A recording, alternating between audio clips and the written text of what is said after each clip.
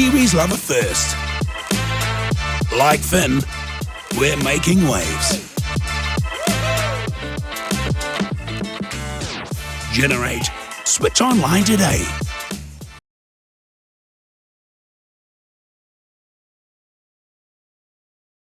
Sir Peter Beck, welcome to my podcast. Oh, it's a pleasure to be here, Dom. How does that? It's only been like 6 months ago that you got the Sir title, the Knighthood. How does it sit with you?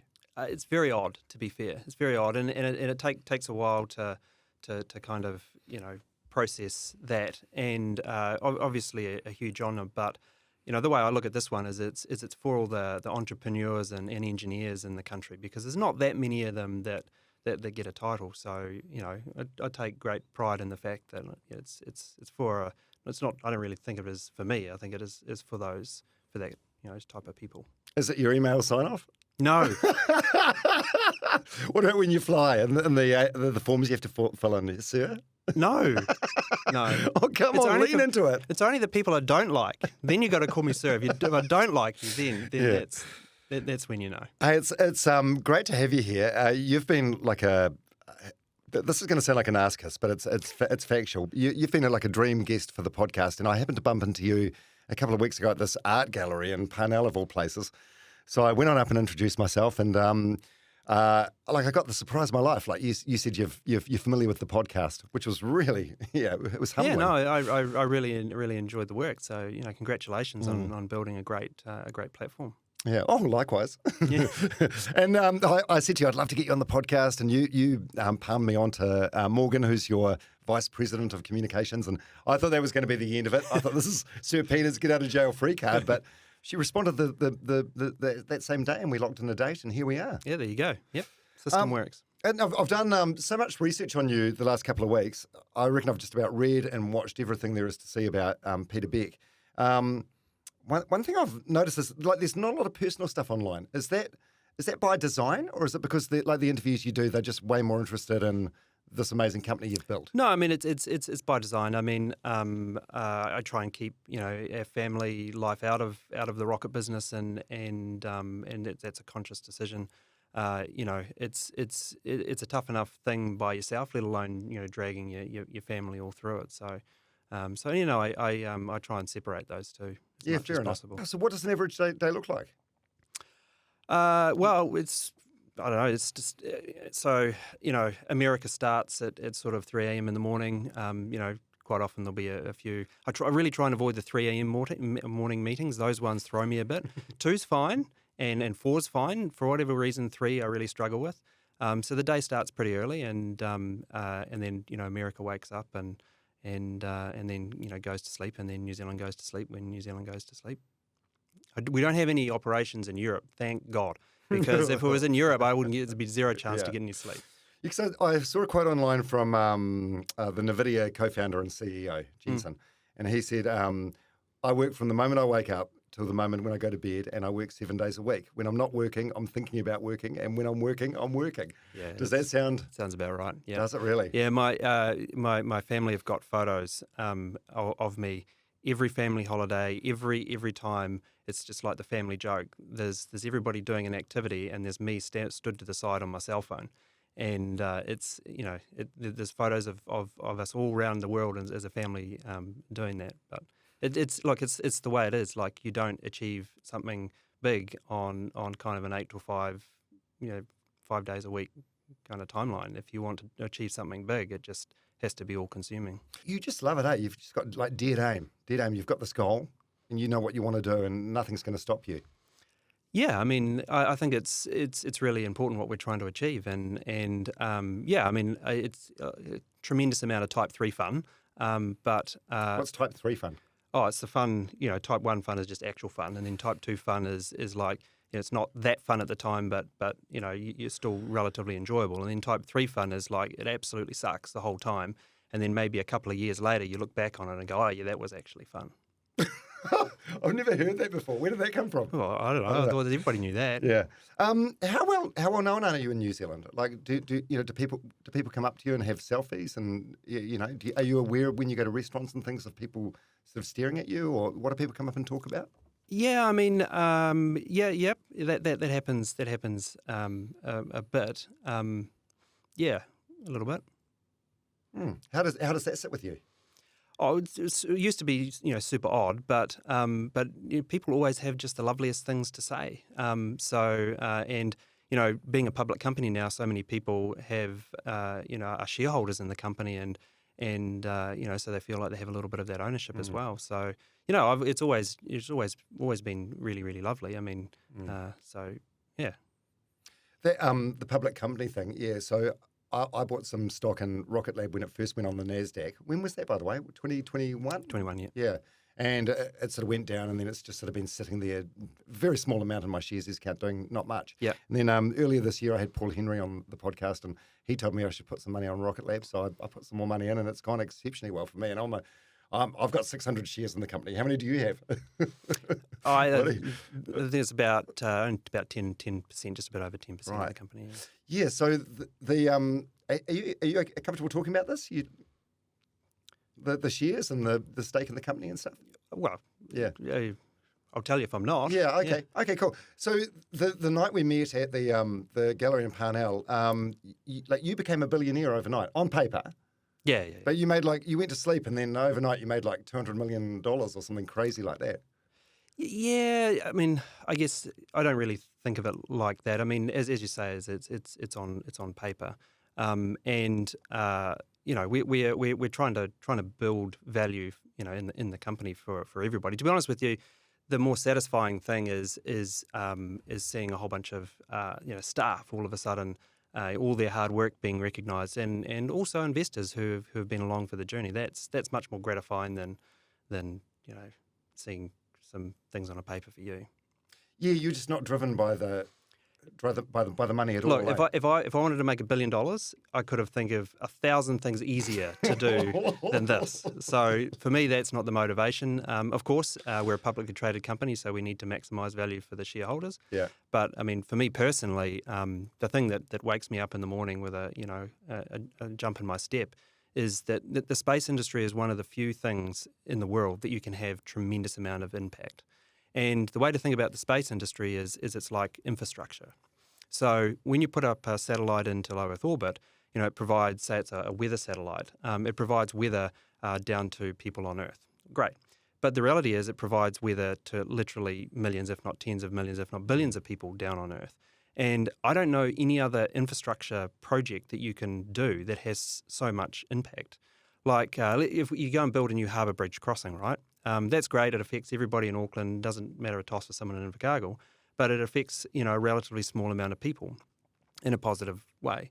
But you put something into space, and every 90 minutes it is orbiting the planet, and every 90 minutes you have a chance to have a huge impact. So the kind of projects that we've got to work on are just incredible. I mean, weather's a good example. National security missions where people's lives matter. Communications missions, Earth observation missions, you name it. We've had a part in a lot of those things. And then in the Space Systems division, we built all of the solar cells for the James Webb Telescope. Some of the NASA probe going to the sun right now, they're all our solar cells on there as well. Mars Ingenuity helicopter, all of the surface rovers have Rocketlab components on them. So we get to play in just the most amazing things that have just tremendous amount of impact. Mm. Yeah, and then there's other stuff you're doing. Actually, I got a DM on Instagram from someone, and I've paraphrased it here on this card, but it said, Sir Peter is a legend on the East Coast. So generous to the area during Cyclone Gabriel. My dad has been an employee at Rocketlab in Mahia, cleaning at the launch site and looking after staff houses. He loves the company and their values.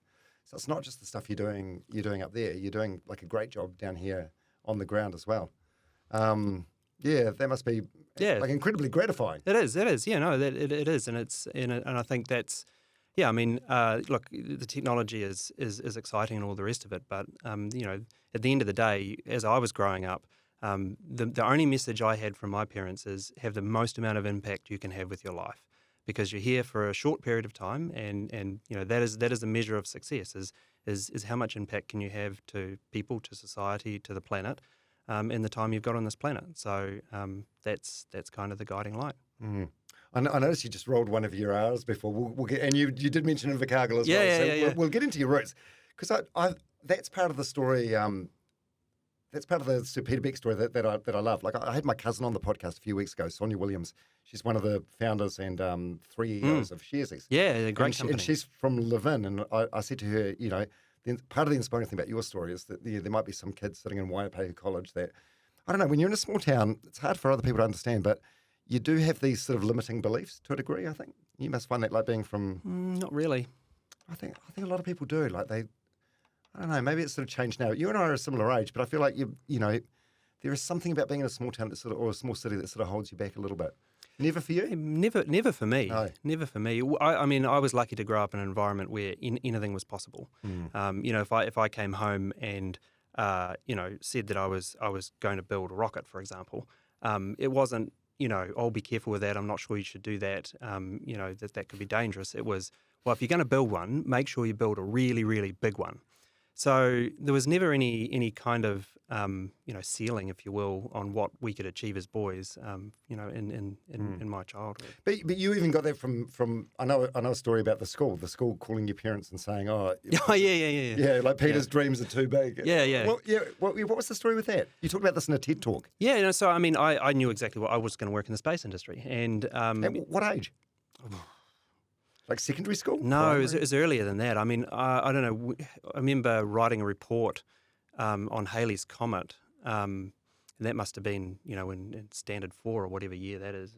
Now I can't remember. But no, it was like 86 that Halley's Comet was. Yeah, something like that. Yeah. So no, I always knew I wanted to work in the space industry and work and have something to do with space. It was very clear. Now, what was less kind of clear was how I was going to get there. But you know, the goal was to go and work for NASA. And so, you know, when it came to, you know, the obligatory careers, you know, advisor session, I'm like, yeah, I'm going to go work for NASA. I'm going to build rockets. I'm going to do this stuff. And you know, I was very good with my hands in the workshop. And you know, in Invercargill, the thing you do if you're good with your hands is you go and be an apprentice at the TY aluminium smelter. So you know, I was like, you'd be a great welder. And I'm like, yeah, I can weld, but I, you know, I've got bigger aspirations than that. And so did the careers counsellor like call your parents? And say, yeah, they called them in and said, hey, we need to have Pete's got these unrealistic kind of expectations here. You know, we need to just make sure he doesn't go off the rails, I think. And I remember we all just sat there and just nodding away, and then we knew there was no conversation on the way home in the car, and there was no acknowledgement of what was said, and we just carried on. Like, I think, you know, everybody just thought there was a crop of shit. That is so cool of your parents. And then there's other like adults that were on your side. Like I read a story about Mr. Child. Yeah, Graham Childs. Yeah, your technology teacher. Yeah. And he talked about just what a wonderful student you were, and he mentioned you and two mates. He gave you like the keys to the workshop. Basically, he literally just fisted over the keys to the school workshop, and we were in there all days, all hours of the night, all weekend, just welding and turning and machining and just building stuff. Yep. Have you seen him since or anything? Oh, I haven't seen Graham for quite some time, but yeah, and it was a few years since I've seen Graham. Yeah, that's a huge honour. I think that shows a lot of trust, like giving a school. Yeah. Like yeah, I mean, I imagine now it would be pretty difficult for someone to just, you know, give you the keys to the school. Health and safety and a whole myriad of issues. Yeah. What else have I got? Oh, yeah, 4 years ago you did an AMA on Reddit. Do you remember that? No, it wasn't you. Well, it could have been, but lots happened since then. Yep. So 4 years ago, I'm assuming it's you. It seemed legit. And this is a quote from you in a comment form. Rocketlab is about 30% finished. Still much more to do. Yep. So fast forward 4 years. Where are we at?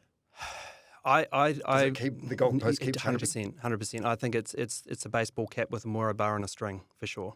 Yeah, it just keeps on moving, and I think. Yeah, you set out a goal and then you go and achieve it, and then there's always the bigger thing. It could even be a disease. So you're always going to be at 30% finished. It feels like it. Yeah, it does feel a little bit like it. Yeah. Well, there's always going to be like another frontier. Yeah. Well, I mean, the projects just get bigger. I mean, we built Electron, and then now we're building a big rocket, Neutron. You know, and now we're chasing after, you know, a a multi-billion-dollar program for NASA doing Mars sample return to try and bring samples off the surface of Mars. So the opportunities keep getting bigger, so the aspirations keep getting bigger. And another 4-year-old quote, this is from your TED Talk, launch frequency is the absolute most important thing. Mm-hmm. And funnily enough, just like a couple of days prior to us doing this podcast, you had 2 successful launch missions in less than 24 hours. Yeah, from 2 different hemispheres. Even Elon hasn't done that. Do you know Elon? Do you know Elon? Have you met? Yeah. What's he like? Hey, he's a great engineer and great businessman for sure. Yeah, yep. So SpaceX is a lot bigger than Rocketlab, eh? Are you like the number two space company? Yeah, I think it depends on what metric you want to use. If you look at pure revenue, there's probably ULA is bigger than us, but with respect to like launch cadence and kind of what people generally expect will be the real competitor. It's sort of generally So you've met him, you've hung with him. Yeah, is he all right guy? Yeah, He's an intriguing guy. I'm a big fan of the stuff he's done, but I've listened to the audiobook of that I think Walter Isaacson did of him, which is a very thorough book. He's a very, very complex man, as we probably all know. But is he sort of like a nemesis? Nemesis? What's the word? Nemesis? Nemesis, yeah. No, I mean, the crazy thing about the rocket industry is it does attract, these kind of folks. And you've got Elon and Jeff, probably our 2 biggest competitors. But in their own rights, super passionate people, super driven to achieve those things. And I don't know, maybe it's a Southland thing, but people are just people, right? They're just normal people with their own drives and aspirations and whatnot. And I mean, I wouldn't call them nemesises or anything. They're just people doing a similar thing. But you wouldn't be caught dead in a Tesla, or do you have an X account? Yeah. I have an X account. Yeah. No, I don't have a Tesla though. I prefer internal combustion. I'm old school. So. How do you feel with each launch? Like, do you get anxious with it? When it goes well, is it relief? No, I hate launch. Absolutely hate a launch. It's terrifying. Yeah. No. Why? Just like your stomach churning nerves, or? Yeah. Well, I don't puke in the toilet anymore, so we've moved on from there. But you have to understand that when you're launching someone's satellite, that can be, more often than not, they may as well just pass over the keys to their company to you, because if you screw that up, and put their satellites in the drink or destroy them, then their business can be over. So it's tremendous responsibility. It's very, very difficult to do. There's really only 2 private companies in the history of this planet that have managed to scale. So there's a lot riding on every launch, and I'm a naturally a very what's the word? Yeah, I care a lot. So paranoid, I guess, is the right word. So I'm naturally a very paranoid person. So launch day is not an enjoyable day. So the puking in the toilet thing, how long was that for? Oh, probably the first 30 flights, something like that. What are we up to now? 56. Oh my God! So I'm getting better. Not recently. Yeah, no, I'm getting better. Yeah. And like leading up to it, what would your wife say? Like, are you a pain in the ass to be around? Or like, are you your bundle of nerves, or she can tell that there's something on your mind? Yeah. Everyone knows launch day. Don't go near Dad. Just leave him alone. I just go quiet. Yeah. You're like an All Black on the day of a test or something. Well, it is like that though. I mean, a launch is a huge orchestrated event. I mean, we have to monitor space weather. We have to close down airspace. We have to close down marine space. A typical launch is 1 year in the making. From when the customer first comes to see you to the day you launch, it's about 1 year. And in that you're optimizing orbits, you're creating structures. Sometimes you've got to change the rocket. There's international licenses you have to get, local licenses you have to get. It's a huge, huge event. And then that's why I think people tune into a live stream to watch a launch and it goes and watch it goes away and go on with their life. But actually, what you see there is a year of work by hundreds and hundreds of people to make that a success. And the stakes are very high. Very high. Yeah. Yeah, so I went out to Rocketlab last week for a tour, and it was touch and go as to whether it was going to be on or postponed because there was a launch that was potentially happening at around the same time. So where are you for that? Are you sometimes watching it like at home on a screen, or are you always at work, or? Well, I mean, it depends on where I am around the world as to where I watch it, but I've certainly never ever missed a launch. Absolutely not. Wow. Yeah, and just going back to that tour of your factory, like I think most New Zealanders would be surprised by what's going on there. Yeah. Like it's amazing. It's incredible. So it used to be the Avanti bike factory. Yeah. And now you're making rockets there, and everything is made on site. Like you're not buying bags of screws from Temu or anything like that. No. There was even you better explain this better than me, but there's almost like a hardware store inside Rocketlab. So if someone wants to go and get some screws, they need to go to this hardware store inside the Rocketlab factory and get them. Yep. Because if the wrong screws are in the wrong holes or something, it's going to screw everything up. Yeah. Well, you take a screw. We can trace that screw to when it was made, where it was made, right down to the material certification, which will say at which steel mill that particular piece of metal that screw was made out of. And that's just the level of detail you have to go to. Because a rocket has, a safety factor at best of 1.2, meaning if something can stand 100 psi, at 102 psi, it's exploded. Or 120 psi, it's exploded. So the safety factor is really low on everything. So you put the wrong screw in there that slightly less ductile or whatever, you can fail the rocket. I mean, it's literally one screw can bring it down. Yeah, another big surprise for me was, first of all, how many staff were wearing like Rocketlab merch. And there were a lot that weren't, so I'm guessing it's not a mandatory thing. No. But yeah, so they're wearing it by choice because they love being there and they love being part of the company. Yeah, everybody's super proud of the company, and they should be, because their work is absolutely incredible. And it's one of the peculiar things about the rocket industry is that your launches every launch is followed by thousands and thousands of people. And if you have a good day, then it's thousands and thousands of people have watched, and that's great. If you have a bad day, you are on CNN, NBC. You're international news around the world. So so they should have a lot of pride in their work and what they achieve, because it's amazing. I mean, and then in that factory, one rocket rolls off that production line every 18 days. Yeah, and you got massive 3D printers, and it's incredible. And everyone looks so happy, and it's the most. Yeah, it's the most. I suppose I was expecting it to look more sterile, like lots of white boiler suits or something. I don't know, but there was people wandering around in like Nike shorts and Warriors t-shirts, and in each different zone there was a different UE boom playing a different genre of music. It's a very, very Kiwi looking setup. Yeah, and I think if you go across, all of our divisions, I mean, so the New Zealand factory, there's about 700 people there, and there's about 2,200 in the entire company across 5 different states in the US. And if you go everywhere there, you'll see the black walls, and everyone wearing the merch and a similar thing. There's no ties and stuff at Rocketlab. I mean, that doesn't help the machine go faster. How much time do you spend on the floor these days? Or are you busy on the phone and boardrooms? Oh, look, I try and spend as much time on the floor as possible. I mean, on Electron floor, not very often, because those guys are just machines. They're just cranking. But I'm still the chief engineer for the company. So, Neutron, our big rocket, is our biggest project. So, I'm all over that, both in the US and New Zealand. So, and to be honest with you, that is the best part of my job is getting hands on and amongst the weeds, putting engines together and solving problems. That's the best part of the whole job.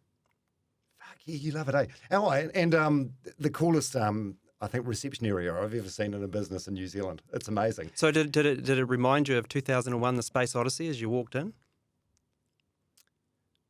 I'd seen an interview with you beforehand, right, and you explained that. So okay. I can't remember the movie exactly, but it's just really cool. It feels like suddenly you're out of space, and there's a big glass window there with a bunch of people like getting ready for this launch that's happening somewhere else in the world. Yeah, it just I'm familiar with you, and I've been followed the Sir Peter Beck journey and what you've been doing, but I probably had really no idea of the scale of what was going on here in this factory in little old New Zealand. Well, that's its littlest factory in the whole place. So, Yeah, is it? Yeah.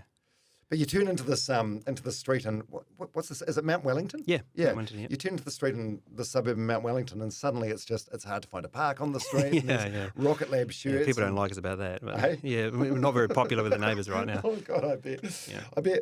But what do you, as someone that spends a lot of time in New Zealand, and now it's Rocketlab USA, it's what it's called now, eh? Yep. But it's a New Zealand company, and you're from Invercargill.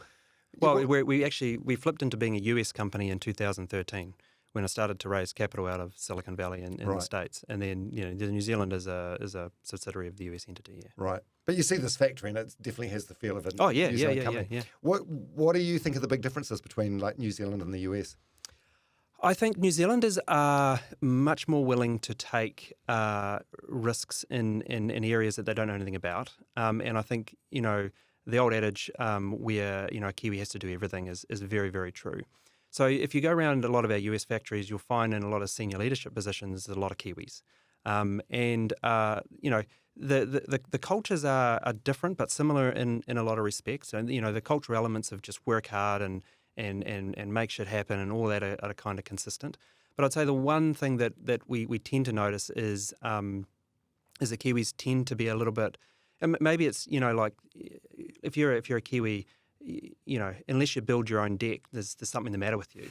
And you have to learn. You should know how to concrete, and you should know how to put posts in, and you should know how to deck, and all of those kinds of things. And I think that's probably one thing in the New Zealand culture that's a little bit different to the US culture is you tend to have like a concrete expert and a decking expert rather than someone who's willing to just go, she'll be right, and start, go to hire equip and get a post hole driller and just get stuck into it. Mm. Yeah, that sounds like a pro. What about the cons? What have you sort of experienced in the way of like tall poppy? Yeah, to be honest with you, so I don't think tall poppy exists with mum and dad at home. I think tall poppy only exists in the media. Because you talk to your average mum and dad at home and they want everybody to succeed. I actually only think it's a construct from, maybe this is a little bit controversial, but that construct of New Zealand media because they seem to want to cut people down. But I think your average Joe Blow at home loves to see people being successful. I love that. That's a really good take. I've never thought of it like that. Yeah. How's your run been with the media in New Zealand? Well, I mean, we don't do much. We do a fair bit of international media, but even then, we don't really do much. I mean, this is the only podcast I've done, certainly in New Zealand, but not many even in the world. So we don't do a ton, and I think that's probably a little bit one of the things about Rocketlab compared to some of our competitors is we just sort of quietly go about getting stuff done rather than making a big song and dance. Mm. Yeah, and I feel like it's a missed opportunity for the potentially the New Zealand media here. I'm not sure if they've been trying or if it's thanks but no thanks on your behalf. But yeah, like it was astonishing for me having a look around this factory and just seeing what's going on in little old New Zealand. Like I was walking around your workshop with goosebumps, quite frankly. Like it's made me really, really fucking proud to be a New Zealander. Oh, awesome! Oh, that's great. Yeah, it was so cool, and I feel like it's Let's get Sir Peter Beck on one of the dollar bills. Oh, no. No, one day. No. What you're doing, and also the backstory, which we'll get to now, like being from the bottom of the fucking South Island. Like it's simply remarkable. Like you've dreamed big, too big for your school teachers, and you're actually doing it. You're following through, and it's the coolest thing. You're very, very humble about it. How does like praise like this, someone pissing in your pocket, sit with you? Yeah, it's not. Yeah, no. Move on, please. Okay, all right. Early years. Yeah. So, Invercargill, earliest memories. Oh, earliest memories of Invercargill.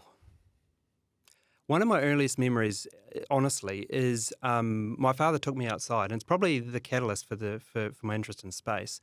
And I can remember freezing cold southern night, but super clear skies.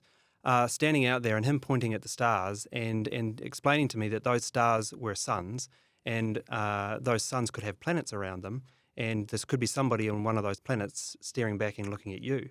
And, when astronauts go into space and they look down on the Earth, they have this thing called the overview effect where they see the Earth for the first time as this fragile little marble and, it's a life-changing experience and and all that. That was that for me. That point for me, I was like, wow, yeah, actually, that's pretty big to comprehend, and that kind of, I guess, started the fire, and continues to kind of fuel me as to, are there other people in the universe, or are we special, or are we not that special? What sort of age? I don't know. Like preschool or Yeah, primary school probably about 5 years old, I think. Yeah. Yeah. And what do you think? Are there ET around? Well, I mean, statistically, most likely there is intelligent life. But if you want to take the scientific method, until we have actual evidence, then you have to say, if you want to be scientific about it, there's currently no proof of life, so therefore there mustn't be any other life in the universe. So until we prove that either life has existed or it does exist, then I think that's an unanswered question. I'm not going to argue with you. Yeah, I would say it'd be arrogant of us to assume that we're the entire universe, but who knows? So what was the upbringing like? It was you, your parents, two brothers? Two brothers, yep. How would you describe yourself? Like middle class? Did you share a bedroom? Have your own bedroom? Yeah, I shared a bedroom. Very middle class. Yep. Yeah. My mother was a school teacher. My father was the director of the Southern Museum and Art Gallery.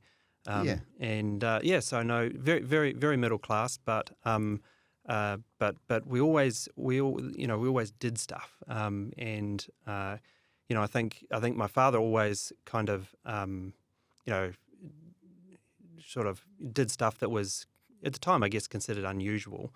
And that maybe probably, I think, led to the feeling that you could do anything. What do you mean unusual? Well, I mean, he never went to university.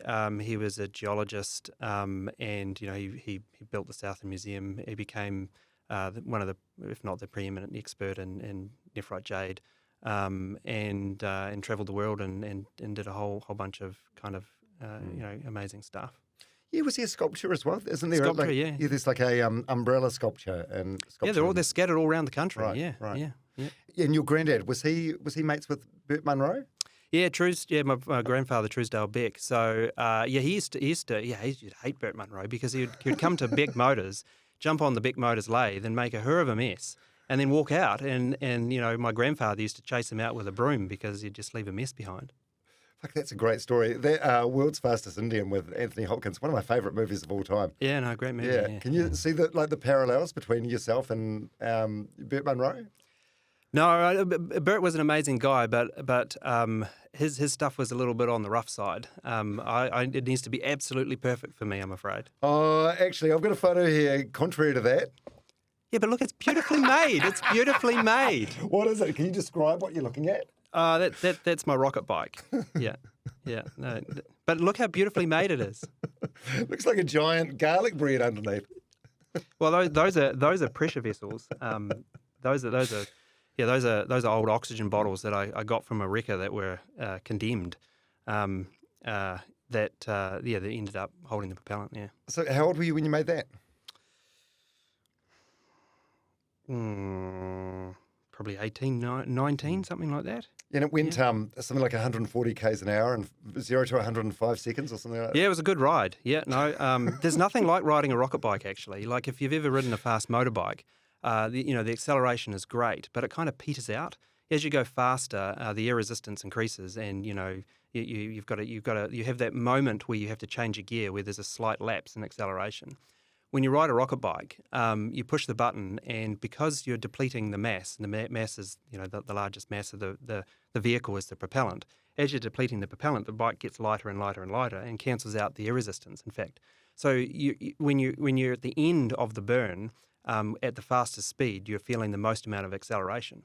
So there's nothing on this world that feels like that. You were quite defensive about that, and sticking up for the workmanship. Yeah. And there's some other photos online of you testing it out at like the Festival of Speed or something. Yeah. It's lucky you're alive. No. See, you misunderstand. That looks dodgy, but actually, it's not that dodgy. All of that is well engineered, and something like that you don't just throw together and hope for the best, because that will end badly. So So although it probably doesn't sound great, it was well reasoned and well engineered. So there wasn't the biggest risk with that actually. The only thing I was really concerned about that was two things really. Was falling off and falling off's fine. I was in a leather, motorbike leathers, that's fine, just skid along the ground for a bit. But was worried about getting burned because that's not fun because the exhaust temperature was unpleasant. And then stopping it because of those wheels, they had such high surface speeds. When you put the brakes on, the brakes just melted. So you had to sort of pop up and sit up for sort of 5 or 10 seconds to let the wind resistance slow you down before you could put the brakes on. That was a design flaw, to be fair. That bit was less well. You're owning that. Yeah, owning your shit. Yeah. Good on you. So you went to James Hargest High School. What was your school experience like? I loved school. Did you? Yeah. Not particularly good at it. Good at the things that I could apply. No, but I would not say I was that academically strong at all. But once again, I knew what I wanted to do, and the maths that was relevant to what I was doing at the time would be fine. But if it wasn't relevant, I found it very difficult to make it work. Mm. But what were you like at school? Like, what would your peers say about you? Like, I went to a school called Palmerston Boys High, which is very sports orientated. And I look back now and I feel like everyone was subjected to some sort of bullying, unless you're in like the first 15 or the first 11. Like, were you like? No. How did people treat you for being like different and being like obsessed with the workshop and surprisingly good for a geek because unashamable geek. No, I think, and maybe it was an Invercargill thing or a James Hargest. I don't know, but no, I never had any of those kind of experiences. I think I could make stuff. So, I remember at intermediate, we had those wooden desks. You may remember these, the wooden desks with the inkwell at the end and with the lift-up lid. Yeah, and the little slot for the pens. Yeah. And so you got to sign one of these desks. And one lunchtime, well, I was worked up to it, but one lunchtime I decided that I would install a complete alarm system in that desk. And so, wired it up with all micro switches and a giant bell and everything and had a small optical sensor under the bottom as well. And, of course, this was great fun because everybody knew that Peter Beck's desk was alarmed up. And you just lift the lid like 5 millimeters and the bell will go ring like that and then you just drop the lid and the teacher's like, what's going on here? So that lasted for quite some weeks before they figured out that this desk was all alarmed up. But no, I mean... Why did you do that? Was someone stealing your stuff? No, it was just cool. Were you just like, I don't know, destined to be like an inventor or something? Yeah, I mean, I think throughout our family, everybody's always making stuff. Whether it's my father or my brothers, we're always just making stuff. So I think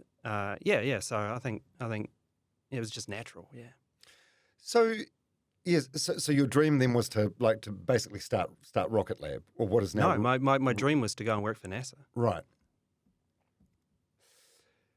You can see why your teachers wanted to. Oh no, actually, you probably can't. I was going to say you can see why your teachers wanted to manage your expectations because they probably thought the likelihood of it was very slim, and the disappointment it's going to be a steep drop off. Can you sort of see from their perspective? No, I think that's criminal. No, I mean, it's not a teacher's job to crush people's dreams. It's a teacher's job to encourage them. But you did go to the States? Yep. And then basically no one was interested in like a Kiwi walking up? Well, I mean, look, we've missed like decades there, but ultimately, yes, I did go to the States on a rocket pilgrimage, and I went and visited all of the places that I'd been corresponding with or dreamed to work with, and it was a super interesting time. I turned up at like Rocketdyne, which is was the preeminent rocket engine manufacturer, and just naive as anything. And I turned up there and started taking photos of their facilities and walked up in the reception, taking photos in the reception, and with an actual camera. Yeah. And they're like, there's security guards everywhere, and I got escorted out of that place. They didn't, because I started asking to talk to rocket scientists and whatnot. And I went out to Edwards Air Force Base, And same thing again, Edwards Air Force Base is hello ground for a rocket guy.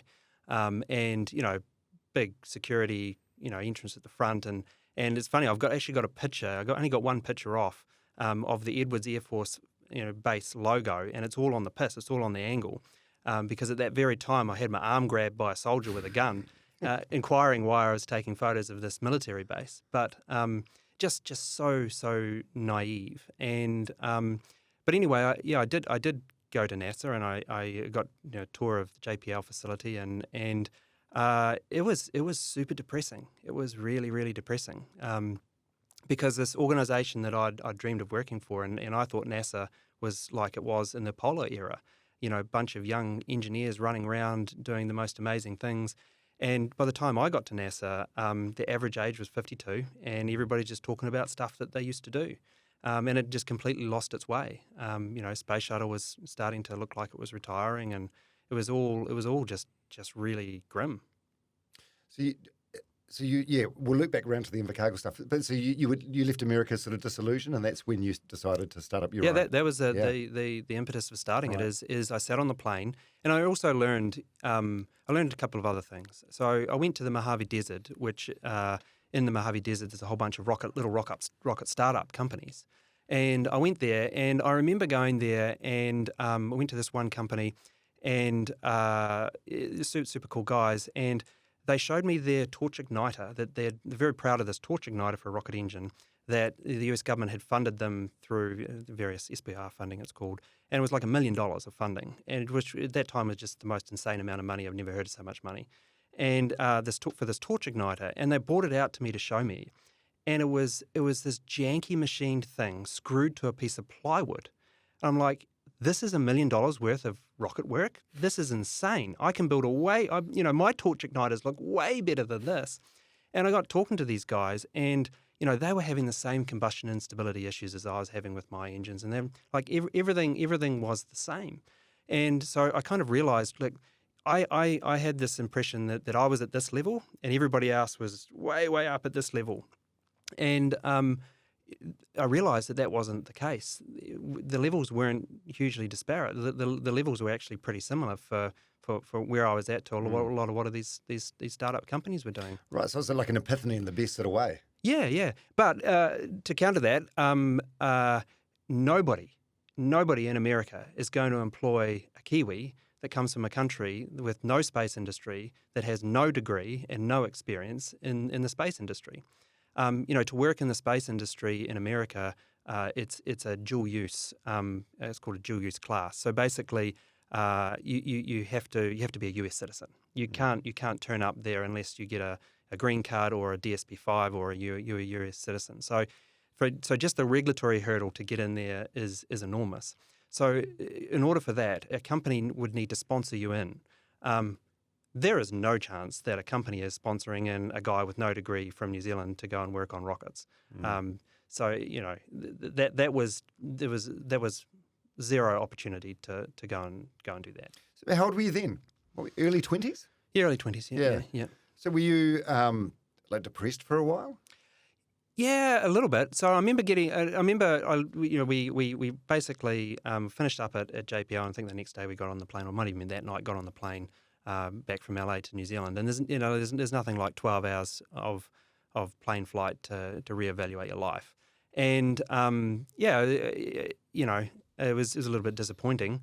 And then I just did the only thing you could logically do, and it just lay out logically, okay, if I'm going to work in the space industry, what are the avenues? And I just went down the avenues, and it's like, well, the only logical solution here is to start my own company and do it from New Zealand. That's the only outcome here. So I scribbled a little logo, called it Rocketlab, and I actually put lab at the end because not very imaginative names. It's kind of like New Zealand, how we name our rivers, and like River 1, River 2, it's the same thing. I was doing rockets, so it should have rocket in it. And I was worried about, being legitimate, or at least looking real. So if I put laboratory after the end, that looks kind of, legitimate. So that's where the name Rocketlab came from. Yeah, we'll loop back around to Invercargill, then we'll get back to this because it's a fascinating story because I feel like that's the point most people would have given up. And I think this is what sets you apart from most people. You know, nothing's in the too hard basket for you. Yeah, so your mum Anne, she's still in Invercargill. Yep. Yeah. Is she still teaching or is she retired? No, she's retired. Yeah, she's old. What age did she teach? Like primary school, intermediate? Yeah, high school. Yeah, high school. Yep. Yeah. So you think she'd be the sensible one in the family, the one that would sort of go, okay, Peter, well, let's just, get an education in case. Well, sensible sensible in the fact that she's always the one that telling us to be careful, but not sensible in the fact that you should have high aspirations. Mm. Did she go to Government House with you for the knighthood thing? She did, yeah. That was great, yeah. Yeah. Well, I feel like you seem fairly like indifferent about this, but I feel like for like an aging mother, this is huge. Yeah. Well, I mean, it was good, and then for me personally, it was actually quite special because my father had a long battle with cancer, like a lot of people unfortunately do, and he was a real battler, and he said he wasn't going to die until I got to orbit. And, we reached orbit in 2018, and 10 days after we reached orbit, he died. So it's amazing what the human body will do when you have a goal and you can work to it. But I remember, I was tasked with, talking to him about the kind of final preparations. And, I said, Dad, what sort of tombstone do you want? And this is not a great conversation to have, to be fair. And I'm like, how about a giant stainless steel monolith? And he's like, no, I want this piece of gabbro. And this piece of gabbro is a precision surface table. So he is the only person on this planet, I think, that has a tombstone that is optically flat within 2 wavelengths of light. But that was cool. And I didn't want to leave on that note. I didn't want to walk out of the room and leave on that. So I was trying to think of something inspiring or nice to say for the end of the day. And that day, someone had sent me an email saying, what you achieved with the first rocket out of the southern hemisphere and getting to orbit was amazing. I'm going to nominate you for a knighthood. And so I said to Dad, I said, look, this person said that he's going to nominate me for a knighthood, and he was pretty out of it by then, and he looked up and he said, that's just great. And so it was special to close that off. Yeah, was that your last conversation with him? It was. Yeah, so he was 76. Yep. When he died in 2018. So he was around to see you get the Kiwi Bank New Zealander of the Year in 2015. Yeah. What did he make of that? Those sorts of things. My father was very much about service. I mean, he got an OBE himself. He's very much about service. Not those. So those kind of awards. They're not. We didn't really talk about those kinds of things, I think. And look, some of those things. I don't want to diminish any of those awards. That just sounds arrogant. But some of those things you do a good thing, and everybody will just piles on, wants to give you all these things. And I've always maintained, there's a lot of people that do amazing things in this country. So one award should be your lot, and then everyone should focus on doing other stuff. Jeez, you're almost annoyingly humble, aren't you? Like you're so low key about like what you've done and what you're doing, and these accolades as a result of it. It's refreshing. Well, it's what. Yeah. Yes, this is just how you were raised. You think? So your brothers as well. I'm guessing they're immensely proud of you, but they're just sort of like, it's just Peter being Peter. Oh yeah. No, yep. There's no room for big heads in our family. Yeah, no. Everybody make sure everybody's on an even keel. So do you get to catch up much now? Yeah, as often as we can. So we'll get down to Central Otago as often as we can, and they still live in Invercargill. So and my wife's parents live in Dunedin. So Central Otago is kind of the collection point of all the families. Yeah. How old are you now? What are you? 48? 47. 47. Yeah. Yeah, no, I'm 51, and no one gets to sort of our age of life, the perk of reaching middle age without going through some sort of adversity. You know, life just kicks you in the ass a couple of times. What about you? Losing your dad, is that your biggest adversity, or what else has there been?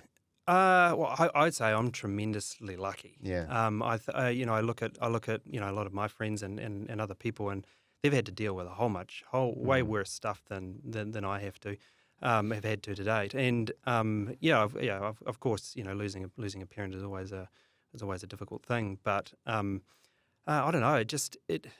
Maybe you become desensitized. It does feel like a fire hose of shit 100% of the time.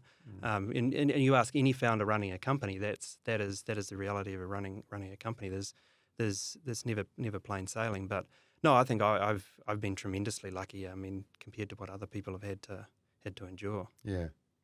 Okay, so you finished school at James Hargest. Why no university? What was the Well, that was the plan. No, the plan was to go to university. But I wanted to build rockets, and there was no courses at university no aerospace degree. To me, the best engineers, not all, and this is gross generalization, but the best engineers are engineers that can design it and then go down to the workshop and build it. Because you get that what's practical to build and then what's also practical to design.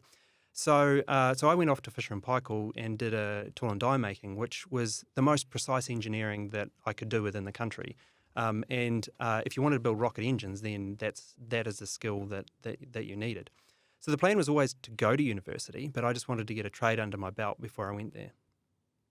Yeah, so you leave home at 17 and move to Dunedin. Did you have any friends or like a network in Dunedin? No. Even that's a big call. That's a big move at 17. You're very young at 17. It didn't feel like it. It honestly didn't feel like it. No. So you've got this job at Fisher & Paykel. Yep. I believe, I might have this wrong, but you move into a 2-bedroom flat. You're in one bedroom. The other bedroom's like a home workshop.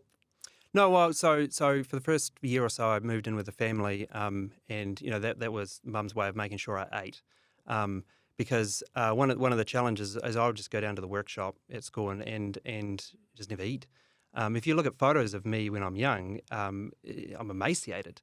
It's because everything else, eating is just an unfortunate thing you have to do. Like a distraction. It's a total distraction.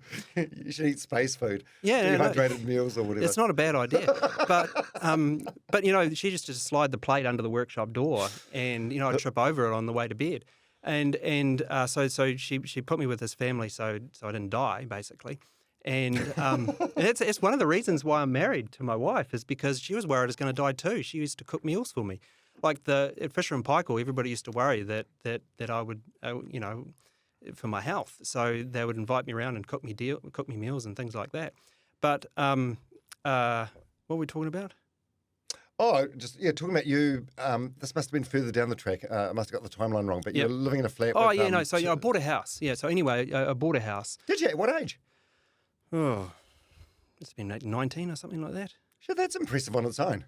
It wasn't a good house, to be fair. Come on. No, but, maybe it's because you weren't having smashed avo on toast every week. Yeah. But so, I guess you bought a house. Well, just because you weren't much of a spender. You had this job at Fisher & Paykel. Yeah, no, I spent everything on rockets, but yeah, I managed to save enough to buy this little house in Mornington, the rooms got converted. Like I had one drawing room that was just designated for drawing, and one room that was just designated, as a workshop, and then had a little garden shed out the back that was actually a hydrogen peroxide distiller, so I could distill the propellants out. I can see now why you had to buy your own place. Like no landlord. No. You failed the first flat inspection. No, I can remember it was so. I got visited by a census lady, and it was the most inopportune time to be visited by a census lady because I was outside up my driveway with this garden shed, and these days, like, it would look like a pea cook facility because it was a garden shed. It had compressors in it. And it had a bubble reactor column in there to distill out the hydrogen peroxide to propulsion grade. And this thing just ran 24/7 with lights on and sounds and hissing and all the rest of it. And I was doing a change because you sort of distill. I only safety first. I only distilled sort of 200 milliliters at a time in case it went bad, because the explosive radius wasn't big enough to take out my house basically. But but I was right in the middle of a swap over, and I couldn't afford the proper PVC suits, because if you get hydrogen peroxide on you as organic, it just instantly combusts. So if I tipped it on the shirt, the shirt would just start on fire. So you're supposed to use these PVC suits. So I fashioned myself a PVC suit out of rubbish bags, multi-layer thick rubbish bags. And the census lady come up the driveway, and I'm in this black rubbish bag PVC suit with a welding helmet on, literally, holding this beaker of 98% proof hydrogen peroxide. Yeah, so How are you not dead? But no, I mean it was perfect. It always sounds dodgier than it was, but I mean it was all perfectly safe. Like you think about that in a laboratory environment, it's no different. The suit was perfectly impervious, and so no, it wasn't as bad as it sounds. Yeah, you're definitely a hyperfixator, aren't you? Probably. Yeah. Which is, it could be your superpower. Definitely. Yeah. Yep. Yeah, that's amazing. What an amazing story. So then you worked in New Plymouth for a while on boats or something?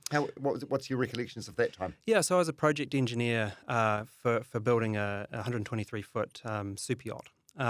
And that was, at the time I didn't really enjoy it. But I look back now and realise that was just such an important part of shaping me, because in the morning I would have to work down with some the welders who were some of them were completely illiterate, and explain to them all the weld details and what we needed and all the rest of it. And then in the afternoon, I'm schmoozing with the owner of the yacht that's flown in on the helicopter. And being able to be able to kind of operate in those two worlds is I think was really informative, and I think that's my life now. I mean you have to operate in a whole bunch of different spheres, whether it be political spheres or raising money or public company stuff. It's right down to swinging a wrench on an engine. So having the ability to kind of translate across all of those kind of people and disciplines is super important. Yeah, I watched a ton of stuff about you on YouTube, and one of the early clips is you with Paul Henry on Breakfast TV in 2009, and then you see the progression of Sir Peter Beck through the years, and you're definitely a lot more comfortable now. I think with that public facing stuff. Not that you weren't then, but I suppose it just comes with maturity and experience and. Not really. I do not enjoy it. Do you not? Absolutely not. No. No, but I can see why you'd managed to win over rooms of like your venture capitalist or whoever else, because it's you're I don't know, you're so determined and so fixated on what you're doing, and it's quite intoxicating. Well, like people. I think a lot of the times people are probably buying into you and your vision. I don't know what this guy just said, but he believes it. Well, no, I mean, look, especially raising capital out of venture capital is you have to be a good storyteller, and you can't just go up there and present a thesis. You have to be a good storyteller and lay out and distill very complicated things into very consumable things that people can understand and get behind, for sure, yeah. But I suspect that's part of like a necessary evil for the job for you, something that doesn't necessarily come naturally. You'd rather just be in the workshop, tinkering, but you understand. Don't get me wrong, I love the thrill of a chase of a deal. So there's definitely that side of it. I love the thrill of a chase, and business is a lot like a game of chess, and you'll spend a long time positioning pieces that may be completely useless. And in the form of I've had thousands upon thousands of meetings that I've walked out thinking, man, that was a waste of time. And then it's the one time, where you might be at a customer and they go, oh yeah, I remember I met Pete 10 years ago and we were talking about this. And all of a sudden that meeting is really, really important. Yeah, so Rocketlab.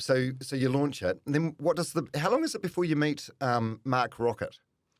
Yeah, so I started the company, and then obviously I needed to find some backing for it, and I heard Mark on the radio. He'd just changed his name to Mark Rocket and done very well out of his internet businesses. And I thought, well, here's an interesting thing. Has some money, check, and is passionate about space, check. So I managed to find Mark and got a hold of him and gave him a ring, and he came and visited, and then that was that provided the first bit of funding to start the company. Yeah, so how much did you get from him? A couple $100,000 or something. Yep. And it's for half the company. Yeah. Worst deal ever. Well, no, that's not true. Best deal ever, because that's what started the company. But if anybody, like if you're trying to build a company, like that is commercial suicide to sell your company in the A round for 50% of your company. Yeah, it's like you went on Shark Tank and got reamed. Yeah. But if it wasn't for Mark, none of this would have happened, because he was the first person to put some money in, and all credit to Mark. Ultimately, I bought Mark back out, and that was critical, because you can't turn up to Silicon Valley with half your company sold. And this is one of the things that early New Zealand venture capital just make huge amount of mistake on is they think that the riskier the company, the more they need to own, and that's how you destroy a company. Yeah, so how long was he in the company for before you bought him back out? A few years, yeah. A few years. Yep. Did he do well out of the deal? I think he did very well. Yeah. I don't think you'll have any complaints from him there. Yeah. Did he keep any stock in the company? Yeah. Oh, so he's still in? Yeah. Well, I don't know if he's still holding out as a public company, but right. But yeah. Yeah, because you're very different, eh? Like, so he was one of these. Was he on one of the first Virgin trips to space? Yeah, he signed up to go on one. Yeah. Yeah. So did he go? Well, no, Virgin haven't. Oh, right. Okay. So he wanted to go into space. You, from what I can understand about you, you've got no interest in going to space. No, the challenge is that I understand all the engineering extremely well. So I have all of the knowledge and none of the courage. And I think, an astronaut is an incredible person, because they can climb aboard something and they have a good knowledge of what's going on and just turn that off. I just wouldn't have the ability to climb on board that and just turn that off. What about eventually, if say 20 years from now, if that's where the Rocketlab goes or the industry goes? Never say never. But I mean, look, rockets have not changed since the 1950s. They're still, they've improved, but they're still fundamentally, sort of 3% to 5% of the total mass of the rocket is the thing you get into orbit. It's 92% fuel. There's no way to make 92% fuel completely safe. Okay, so I've mentioned this a couple of times. The Paul Henry interview in 2009 at 32 years old. When was the last time? Have you ever gone back and watched that, or no? No. He kind of like, I don't know. I got the feeling he was sort of like didn't believe you necessarily, or was like, it's like his. Well, that's why I bet him. No, of Right. course he didn't believe me. Yeah, that's why I made the bet. But he starts by saying, "Oh, you look very young," and you're like, "Yeah, thank you," and your answer catches him off guard. And you can tell that he's sort of thinking, like, with a bit of side eye, like the producers have organised this guy, and this guy's not going to amount to anything. I don't know. That's definitely what he thought. He's a huge fan of yours now. But what bet did you make? I think we bet $20 that I can't remember if it was I wouldn't get to the moon or I wouldn't get to orbit or something like that. And the bet was that that if he lost, he had to dress up in a bunny suit. So he dressed up in a bunny suit. To full credit to Paul. Yeah. Oh, that's amazing. Are you friends? You've caught up with him in Palm Springs. Yeah. I mean, I haven't seen Paul for a long time, Yeah. but he's a great guy. And what are your recollections of that first launch in 2009? 15 years ago now. The first suborbital launch. Yeah. Can you remember your quote like this? Oh yeah. Well, which there's a few. I don't know which quote. There's this kind of infamous ones and less infamous ones, but yeah, no, it was a big day for sure, because we had no money. That was it. And there's been a number of times throughout the company's history where it's all on the table, and that was the first time. So when you say Oh, by the way, the quote I'm talking about is "You fucking beauty." Yeah, I know. Yeah. It's the most like raw and honest and unfiltered thing. Had you not thought about the significance of the moment and what you should say?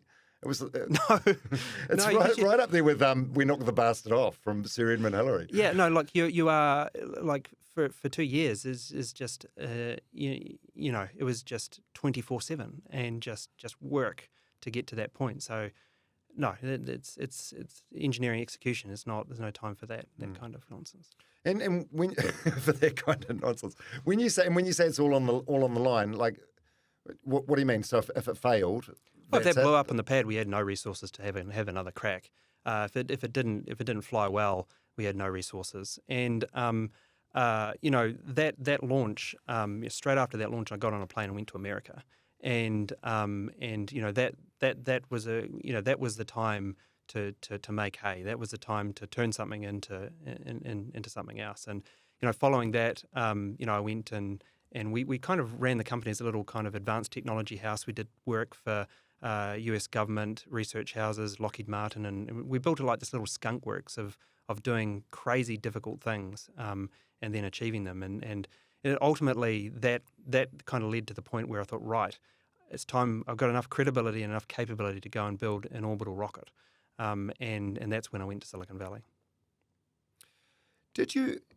Yeah, like I don't know if this is something you even thought about then, but from 2009, like if you could imagine yourself 15 years into the future, like what did you imagine? Could you have imagined what where you're at now? Well, I mean, I think we're behind schedule, to be honest with you.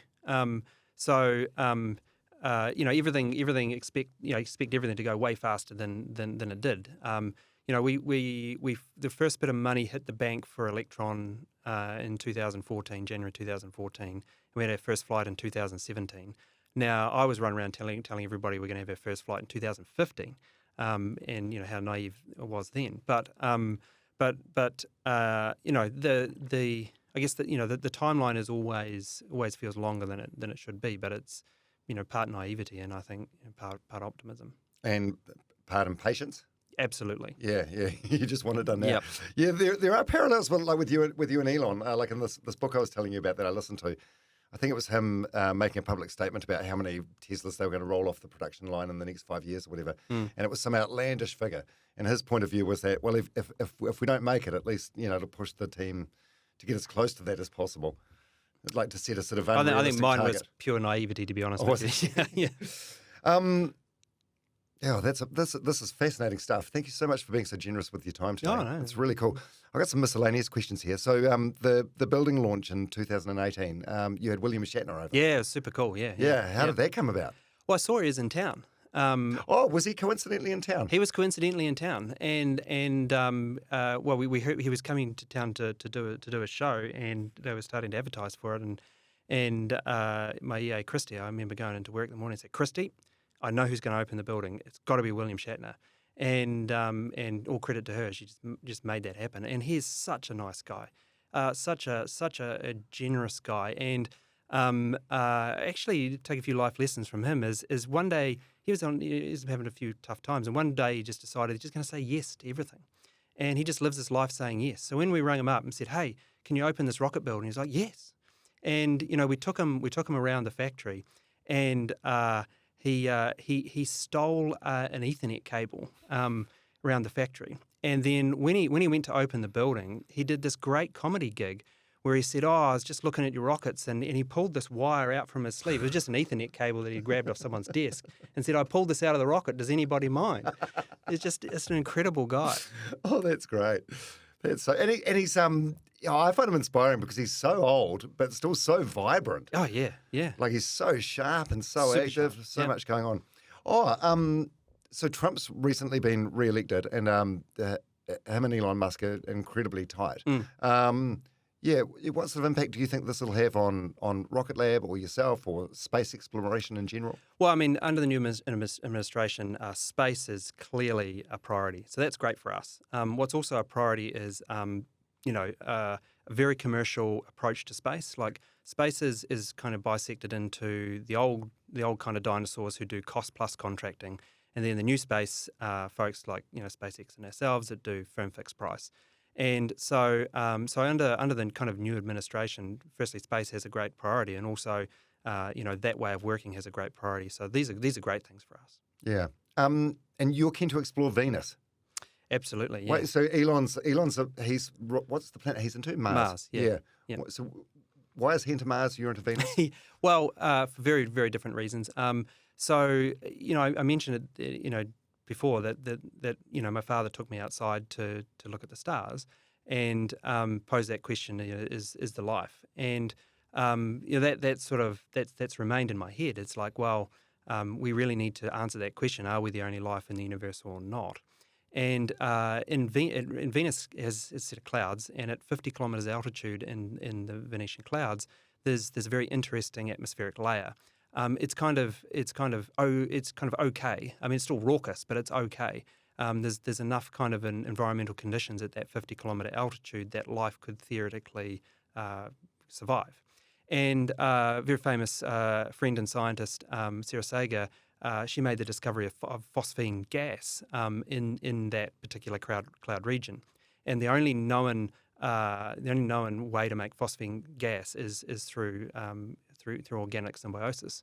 So it's like a sign of life. So armed with that, we stitched a plan together to build this probe to go to Venus, and it's like a go no go gauge for life, and we get about 200 seconds to transit through this atmospheric cloud and measure whether or not we can find life or not. So incredibly difficult thing to do. It's the only private mission to another planet ever. It's a nights and weekends thing, so it's constantly delayed. But we're having with 2026, where is the date that we have Venus and Earth are aligned enough that we think we can have a crack, and we'll have a crack at answering that question. And I think if you can answer that question, two things happen. Like if you don't find life, then I think we continue on thinking that actually, well, maybe life is not that prolific through the universe. If we find life there, then you've answered the question. We are not the only life in the universe. Moreover, if you find it in the clouds of Venus, chances are it's prolific throughout the universe. And I think that's a question worth answering. How far away is Venus? A long way. Takes about at the shortest transit. I can't remember the exact time. It takes about 1.5 years to get there at the shortest transit. Wow, you wouldn't want to do that in economy. No. Economy. Yeah. Well, you definitely wouldn't be raw dogging that flight. Well, the crazy thing is that the hardest part of that mission is the probe interface with the atmosphere. Of course, the probe heats up because it's interfacing with an atmosphere, and during that sort of 200 seconds, we have 12 watts worth of radio power amplifier that has to make its way all the way back to a dish here on Earth and receive the signal. That's non-trivial. That. And what about the original moon landing in 1969 with Neil Armstrong and Buzz Aldrin? Yeah.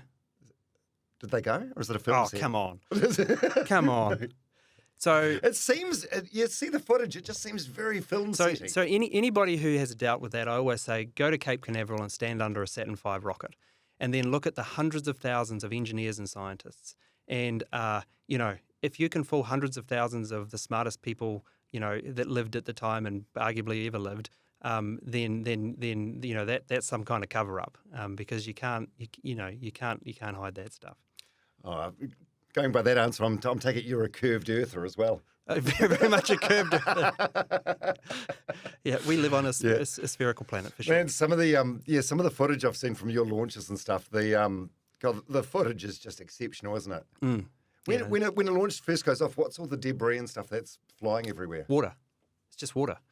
So we spray the launch pad and mount with thousands of litres of water, and we have to do that because the acoustic reflection or the noise from the rocket engine is so loud that it would rupture the rocket. Like the noise pressure would break the rocket in half. So the water that we spray on the pad, deadens all the sound. Mm.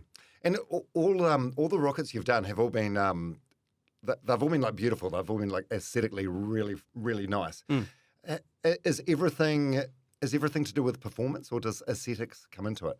Well, the one and the same for me. They're absolutely the one and the same. Right. There used to be a saying up in the wall in headquarters in America. They made me take it down because apparently it's not polite to say crap in America. But then the saying on the wall said, make everything a work of art because, if it looks like crap and doesn't work, you have nothing. At least if it looks good, right? So you can walk into a Rocketlab facility, whether it's a boardroom table or a rocket or a spacecraft, and everything is beautiful and everything is beautifully made. And I think that's super important because there is no room for error in this industry. There is just none. So the moment you start cutting a corner, you're for sure going to end in failure. Mm. Yeah. You say there's no room for failure. And honestly, hand on heart, even though the share price at the time for Rocketlab was very, very high, there'd just been a recent spike. When I went and had a look at the factory last week and met some of your team and saw the work they were doing, I went and put some more money in at what was potentially an overinflated price that night because I've just got so much more belief in what you're doing and the people you've got there. Like I've never seen, I don't know, like a workplace where people are so happy. I get the feeling there's a lot of people there that aren't too concerned with work-life balance. They're happy to be there off the clock. Yes, it's like you cannot do amazing things 8 to 5. That is a fact. And there is a lot of dysfunctional workaholics at Rocketlab.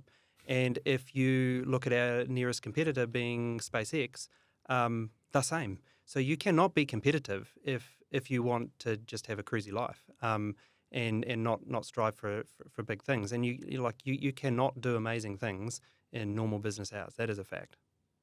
Yeah, and generally, you're the founder and the CEO and the chairman of the board, but for anyone else, like if you want to get further in your career, whatever it happens to be, whether it's Rocketlab or something else, you get out what you put in. 100%. 100%. Yeah. You can make up for a lot with just hard work. And as we're looking to employ people, we naturally get the most wonderful CVs. But the people that end up actually being employed in the company are not necessarily the people with the multiple PhDs and A grades. They're the people that demonstrate passion and the people that demonstrate that they will go that extra mile because that's what it takes.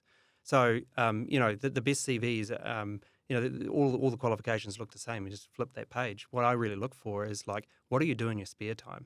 What is the project that you've undertaken? What is the thing that you've really stretched to achieve, whether it be engineering or sporting or whatever, because those are the people you want. Mm. And say if some wide-eyed, naive kid like you were when you went to the States, came and knocked on the front door of Rocketlab with a head full of dreams or whatever. Yeah. What would you do? Well, I mean, it depends on what their dream was. Yeah. Like if it's one thing to just knock on the door and say I've got a dream. But and that's great. But there's been people that turn up at Rocketlab. They've built complete rockets and they just turn up with a rocket. CVs made all out of carbon fibre. We had one guy who came from Canada, hired a car, parked it in the car park, and didn't leave. He just stayed there. He says he's not going back to Canada until he gets a job. And what happened? We gave him a job. How long was he there for? Oh, not long. Yeah. But I mean, that's the kind of person you want because you can teach maths, you can teach a lot of things. You have to transplant someone's brain to have that level of motivation. Do you think some of it is people? I don't know. You might not be able to answer this. This might be a question for someone else. But do you think some of it is people just buying into your vision? Well, I think it's important, to have good leadership in a company for sure.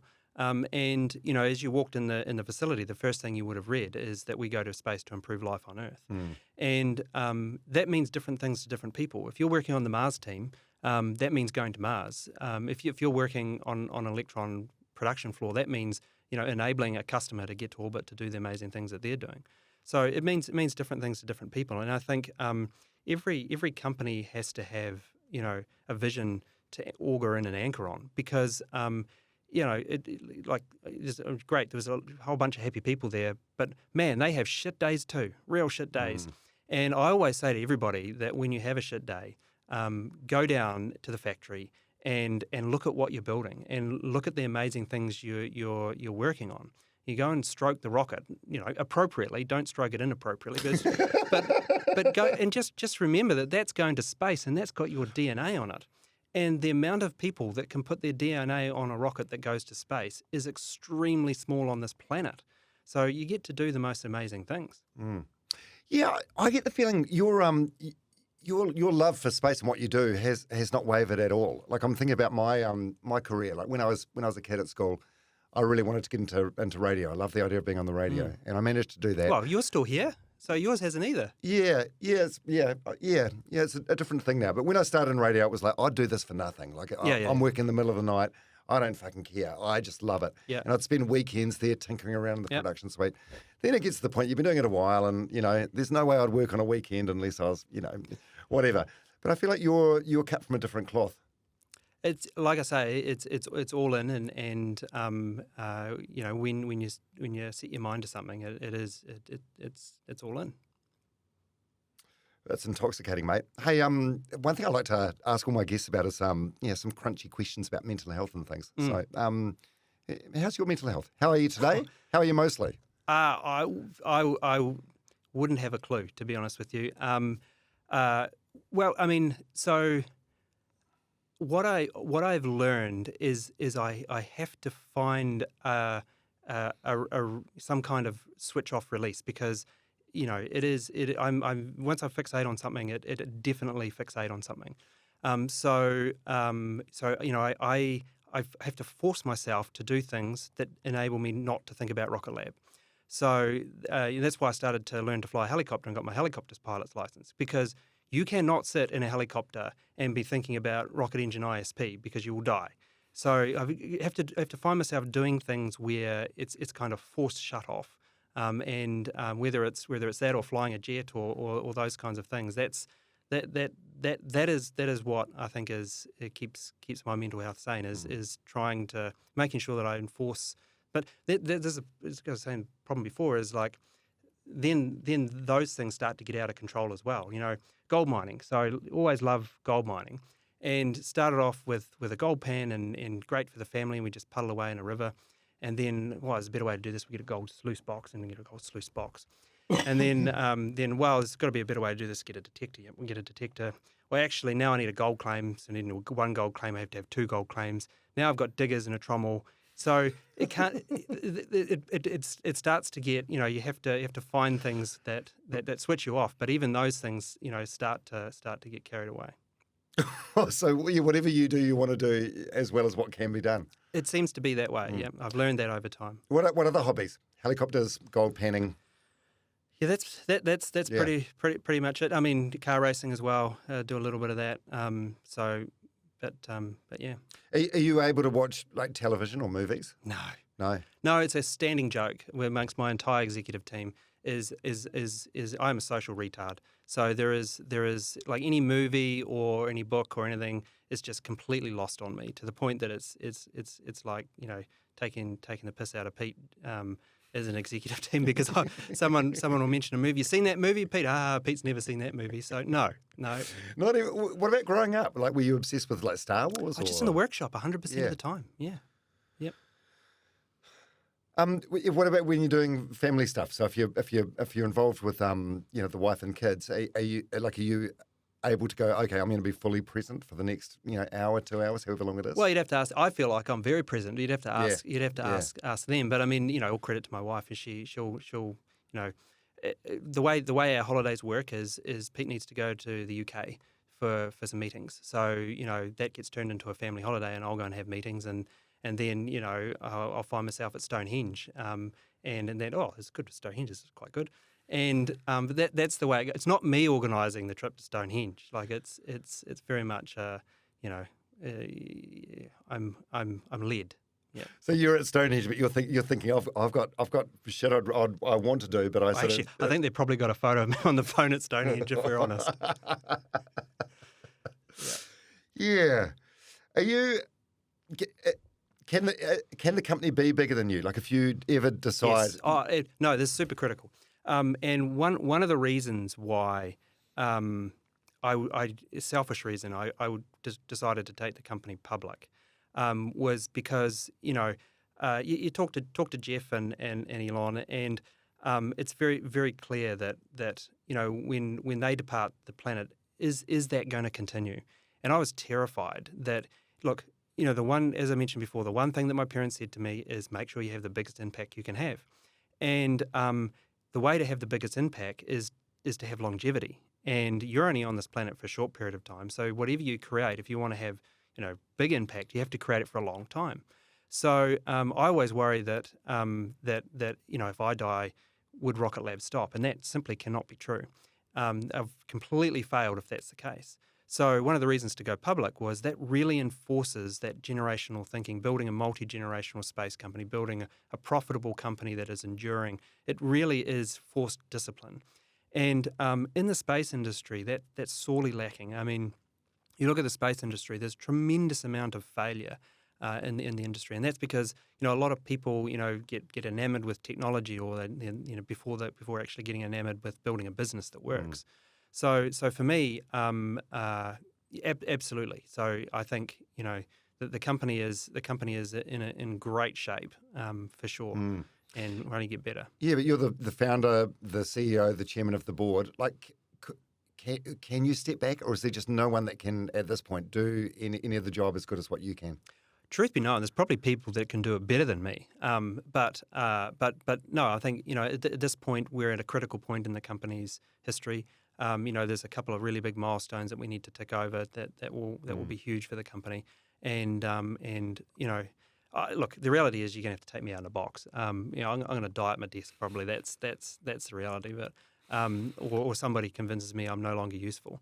But yeah, I mean, making sure that the company outsurvives me has always been a priority. And you mentioned Jeff before, just in conversation, Jeff Bezos. Like, what's your relationship with him? Well, I mean, have you caught up? You have coffee dates? All the rocket guys. There's a mutual respect, right? It is extraordinarily hard to go to orbit. It's extraordinarily hard cubed to do it over and over again. So So although they're competitors, there is just an incredible sense of kind of respect, mutual respect amongst everybody. And and I'm sure if anything needed to be done between either of us, we would all help each other out. So no, I think there's a lot of mutual respect amongst everybody. I mean, I think Jeff and Elon don't get on, but there's still, I would say, I guarantee there's a lot of respect between the two. Yeah, for sure. Yeah, a lot of employees from the early days of Amazon say the criticism of Jeff is that apparently he had very little time for anyone that wasn't on his level of intelligence or higher. If staff were to pick on your worst flaws, what do you think they'd say?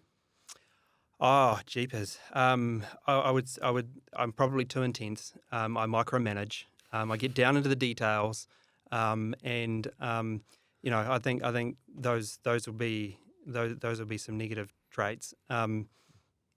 Yeah, for sure. How are you with vulnerability? One thing I've got from doing a lot of these podcasts is the importance of guys in particular, I think, to be able to be open and vulnerable and talk about stuff that's on their mind. Have you got like an inner circle of like close friends that you talk to, or your wife, or you're a bottler? I'm 100% a bottler. This is a very unpleasant thing we're doing now. No, and a conscious decision. Like I never talk about work at home, because it's like you don't need to share that like that, especially the bad stuff. You don't need to share that. That's just bringing everybody down. So no, when I go home, to use your words, I try and be as present as I can, and I'm not talking about Rocketlab at all. In fact, it's a constant frustration because my mother will ring me up and she just wants to talk about Rocketlab, and I always have to correct her. It's like, Mum, we're not talking about Rocketlab. How often do you speak? Every week. Yeah. Yeah, well, she's just so proud though, right? Yeah, but we can be proud about talking about other things. What frustrates you? Hey, by the way, thanks for being so open about these. Like you said just before, it's uncomfortable for you to talk about, but you wouldn't know. Like you're very frank and forthright. Oh, it's a good illusion. Yeah. What frustrates you? It frustrates me. Look, I have a sense of urgency. So when things are too slow, Everything's a little bit slow, but when things are just very, very too slow, that's incredibly frustrating. Just bad decisions or indecision. I'd much rather someone make the wrong decision than not make a decision at all. So, people just mucking around and not making decisions. And, people that don't work hard. You think you made the point, you get in what you put out. And the people that put in the least are always the people that moan. They get the least out. Yeah, well, this is something Elon said when he took over Twitter, that became X.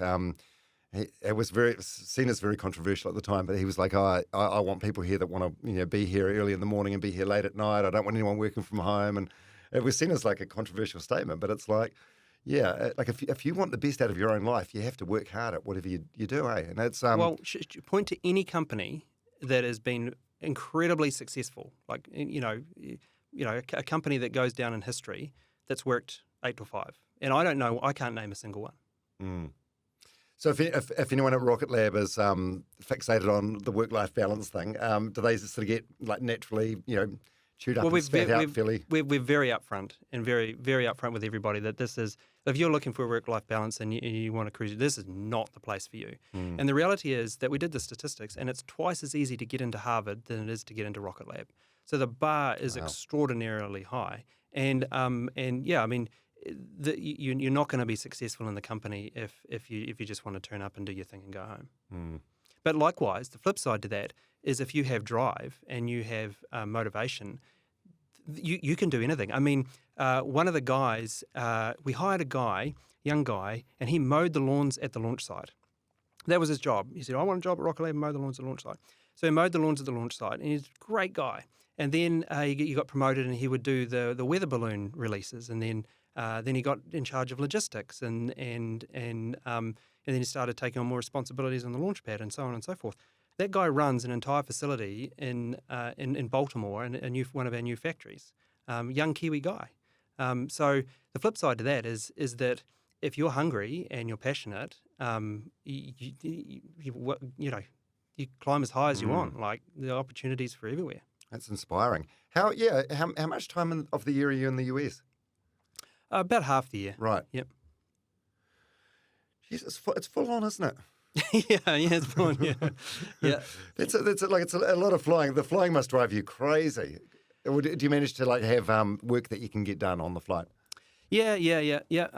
Although in New Zealand does a great job, and those nighttime flights, you have a nice meal and a wine, and then try and get a few hours sleep, and you wake up in the morning good to go. So that works pretty well. Mm. Yeah. Are you a drinker? You have a wine with your meal? I have a wine with the meal, but that's I'm super lightweight, so that's about my life. Yeah. So do you have any vices? You're not even a coffee guy, are you? You were telling me before, like no, it just makes me sick. It makes me ill. I love this. I love the smell of it. I love the taste of it. Unfortunately, makes me sick. No, I think my vices are that I just get hyper focused and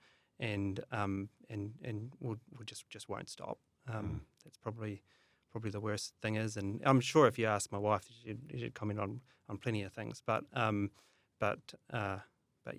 Yeah. What would she say your best and worst habits are? Jeepers. I think I probably mansplain way too much. But the stuff that you're mansplaining, you need to. Well, no, but it's stuff that I don't need to mansplain. About the symmetry of the spoons in the drawer and how they should be all symmetrical. That probably doesn't need explaining. And I have to check myself because I know that upsets everybody, and I have to pull away because otherwise, I'll just drive everybody insane.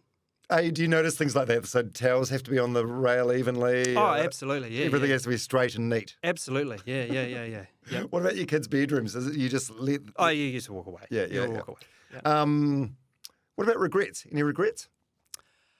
Oh, look, there's plenty, but I'm always the view of to look forward, not back. And your biggest mistakes and some of your biggest regrets, I think, are the most influential on your future decisions and who you are as a person. You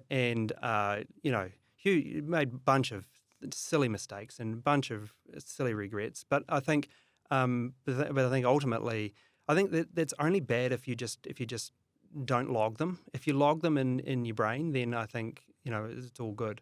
But as long as you can log them, then don't really have any regrets. That's a great answer. Yeah, mistakes should be seen as like a stepping stone to success. Otherwise, it's like you were saying before. They never feel like that. But I mean, at the time, it sucks. Yeah. But sometimes you need to make what seems to be a big mistake at the time to avoid a much, much bigger mistake in the future. And where do you see yourself at, say, 55 or 60 years old? Still at Rocketlab, obviously, but... That's a long time. We joke at Rocketlab, they're like dog years, right? 1 year, it just seems a crazy amount of time. We got a lot left to do at the company, and we've got a lot of big projects and stuff to do. And as we were saying before, it always seems like the next big thing is bigger than the next, and we keep running towards it. But I think the definition of success for me is like when it's time to clock out is reflect back and like, did you really do everything you could to have the most amount of impact? That's how I measure everything against that pretty much. Yeah. What about legacy? Well, I think your legacy is your impact. I mean, that's the only way you achieve immortality is actually, achieving something for the planet and everybody on it. That's nobody remembers anything else. Mate, this has been super inspiring. Yeah, how's it been for you? Unpleasant. Unpleasant. Unpleasant. Is it? Why so? Well, I mean, I'm at the rockets in Rocketlab. That's the priority, and nobody enjoys talking about themselves for sure. You'd be surprised. Some people do. So it's been it's an unpleasant experience. That's it's not the it's goal. Nothing to do with you, though, Dom. I was going to say that's not the goal I have for my guests. I'd like them to have an enjoyable experience, but. Unpleasant is a bit harsh. Were you uncomfortable?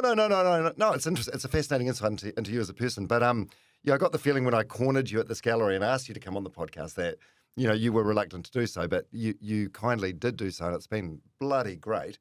Why didn't you just weasel your way out of it? You could have told me to message Morgan, and I could have messaged Morgan, and then it could have just fizzled out then. Well, I mean, part of being a good leader is to really trust your people. And, Morgan does a great job. She told me to go on here, so I'm here. He does listen to some people. Hey, Sir Peter Beck, you're a great New Zealander. Mate, this has been an absolute dream scenario for me, and even more so after having the look around the Rocketlab establishment last week. It's incredible what you're doing, and I just cannot wait to see what you and your team at Rocketlab do in the future. Oh, thanks very much. That's very kind, and I think it is a team, right? Like massive team, and people look back at Rocketlab and it's like the 17, 18-year overnight success. But if I look back through the history of the company and all the things that needed to go right and all the rest of it, there is so many hundreds and probably thousands of people that helped along the way that kind of believed in me or believed in the company that things just wouldn't have happened.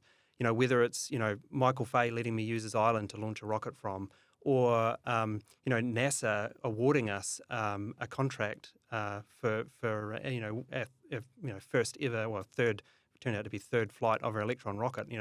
They took even that organisation, government organisation, took a huge bet on a little company down in New Zealand. So, it is a big team and a lot of people that end up creating these successes. I honestly believe that those examples like Sir Michael Fay and Great Mercury Island and NASA and everything else, it's people buying into your vision because you're very intoxicating.